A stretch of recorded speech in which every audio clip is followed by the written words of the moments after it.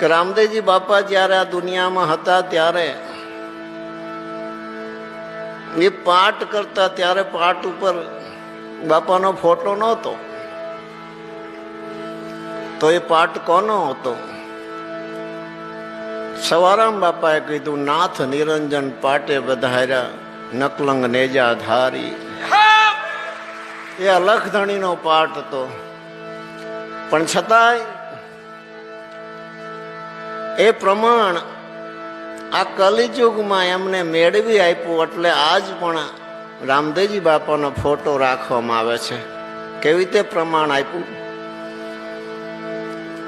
પીરની પીરાયની એટલી બધી સુવાસ વધી કે દરેકને વિચાર આવવા માંડ્યો કે આ કેવી પીરાય હશે.